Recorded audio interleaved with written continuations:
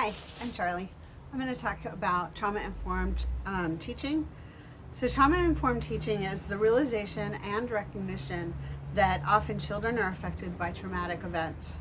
These events may or will impact their learning and behavior in school. Teaching refers to the strategies that teachers can use to mitigate the learning and behavior. Trauma-informed teaching is important for many reasons. So if we look at the National Survey of Children's Health reports that 50% of all children in the United States have some kind of traumatic experience, childhood traumatic experience in their life. Then we look at nearly 700,000 children are abused in the United States, and 683,000 children are either abused or neglected in the United States. So we have a majority of our children that are coming from traumatic experiences.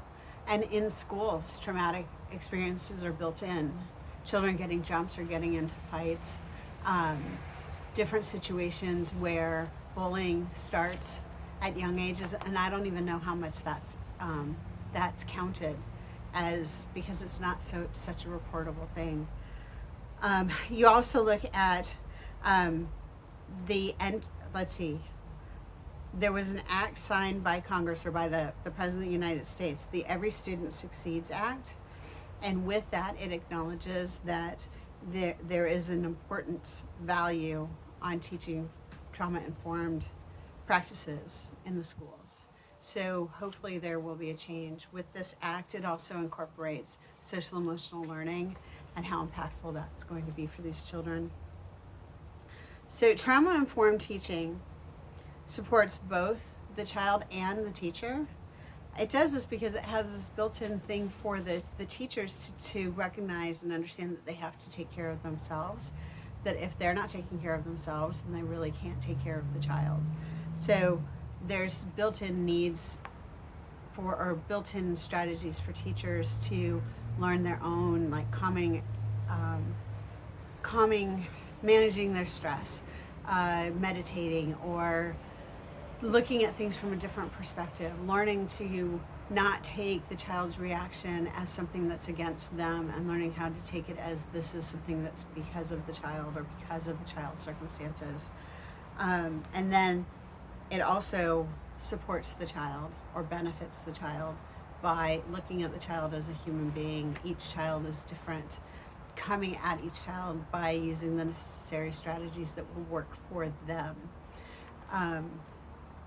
My daughter has a lot of trauma in her past that is affecting her and her behaviors at school, and it's odd that this comes up now, but due to her trauma and my reading all of this stuff, I did ask her about like what a teacher could do that would just help her, and her simple answer really makes me kind of sad, because it was simply check in with her. That's all she said. She said if they would check in with me. They don't ever check in with me. And she's in high school. So she has a bunch of different schools or teachers, and none of them are just checking in with her. It's easy to write kids off as behavior problems, and it was interesting because we never saw the behavior problems at home because she didn't have them. She has them at school. Trauma-informed teaching should be utilized whenever it is needed.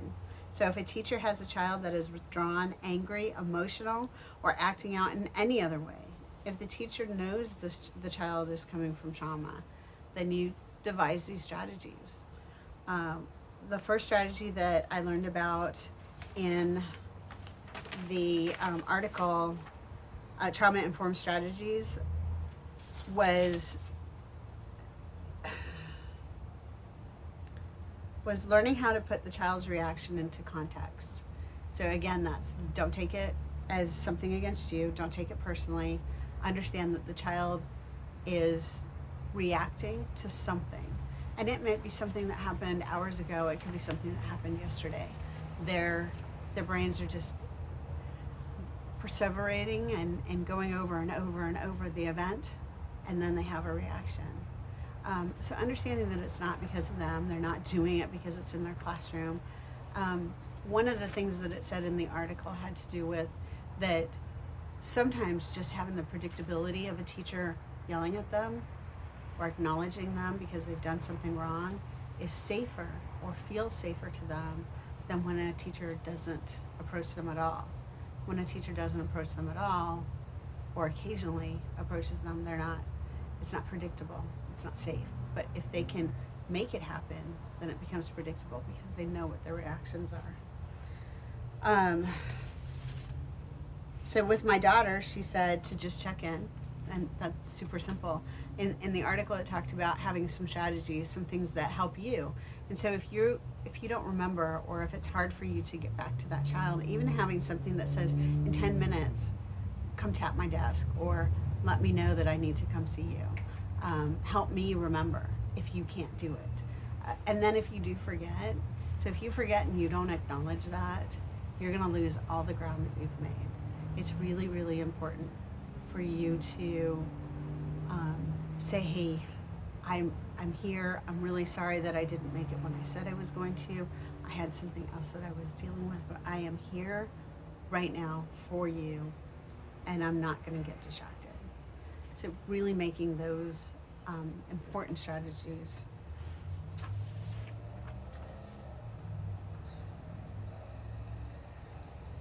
So it's also really important to build a trusting relationship, and that has to do with these check-ins or with these making these time slots. So if you can't build trust, you lose everything.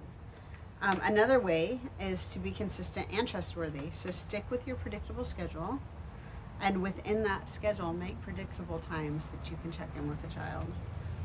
Remember, you're building trust, so that's always got to be your goal. That's got to be the first thing that you think about. When children have time, like when we do those exclusionary practices of, go in the hallway, or go sit in timeout, or go to the back of the room, or go to the different room, the quiet room, we're giving children opportunities to perseverate and only think about this, getting stuck in their thoughts, this bad negative thought. I hate this person did this to me, this is the worst thing in the world, I'm going to die. And these are simple little things. These are nothing like what a child actually says to themselves. And so if we send them to these places to perseverate, we're just creating a bigger problem, and we're not helping the child in any way, shape, or form. And so another way is do a switching activity. Try and figure out a way that you can change the way that child is thinking. And so it could be distract the child. This is easy with our young kids, right? We can distract them by just even giving them attention or building with them. With our older kids, it might be something that's a little bit harder. So it could be, hey, let's toss a ball and catch behind your back, or something where they have to really focus and think about. Let's play this trivia game. Let's look for all the things in the classroom that start with the letters of the alphabet, and do it in order of the book B. Let's see, the teacher's apple on the desk, A, the book B, C, doing those things.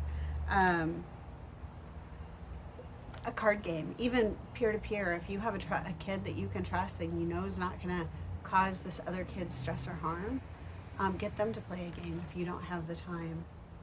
Students can learn. Students cannot learn if they don't feel safe. And I think that that's so important for teachers to understand, is that if you don't check in with that child, and that child's not sitting in a safe place in the classroom, and they're hypervigilant, they're only concerned about what's behind them, right? Or who's going to come at them, or where are they going to come at them from. How can they learn? How can they take in any of the information that you're trying to teach them?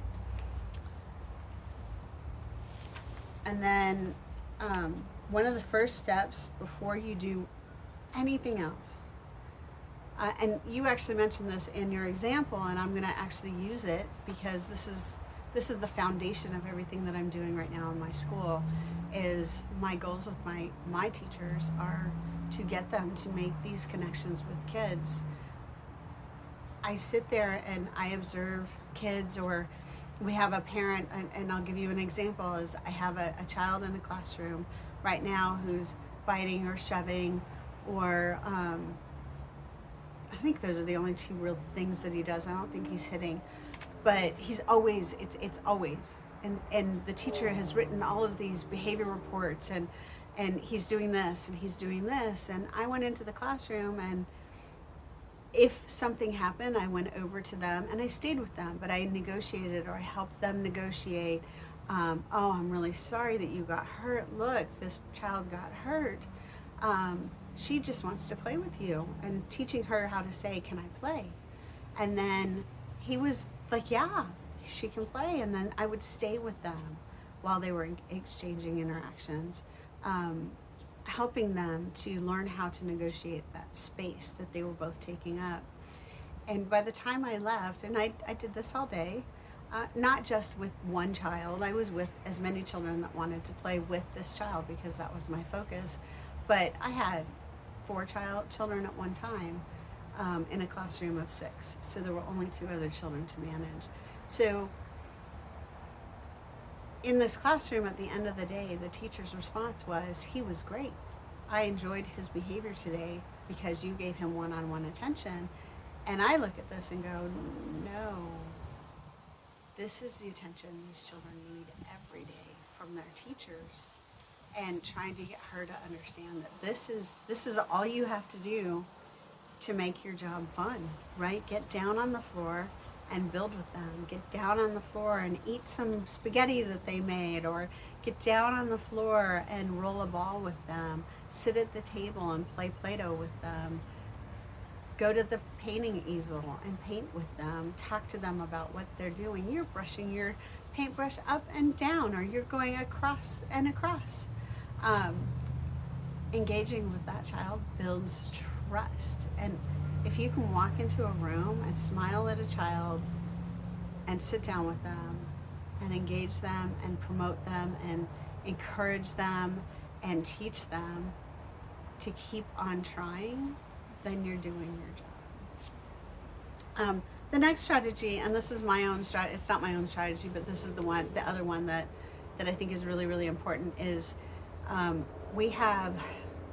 work at a Head Start, and my strategy, or the thing that I'm also working with the teachers, is that when they make those connections with the children in the mornings, that we're trying to build these connections, and starting from the very time that the kids walk into the classroom. But the other thing that we're trying to do, and I have some research studies that I'm looking at that talk about engaging parents and connecting with parents and building those relationships. And if you have a positive relationship with the parent and teacher have a positive relationship. If the child has a behavior issue, the one study that I read, and I didn't keep the paper with me, so I'm not actually going to cite this, but I'm going to tell you about it anyways, talks about how that if that child has a behavior problem, you are more willing to work with that child. The teacher is more willing to work with that child because they have a positive relationship with the parents. And that goes the other way. If the parents are struggling with the child, but they have a positive relationship with the teacher, and the teacher has strategies that seem to be working in the classroom, they're able to implement, or at least attempt to use those strategies. So it works in both directions. So my 2 strategies for the first things that they do before the children are really engaged in the classrooms is to work on the minute they walk in the door, the minute the parents drop off the kids, to avoid those, here, sign this clipboard, goodbye, right? It's good morning, how are you today? You look tired. Is that baby keeping you up all night? That must be hard. I'm so glad that you brought your child today to school. You're really committed to that child. Thank you. And then letting them go. Building that relationship is key for our children. Anyways, that's all I have to say. Thank you.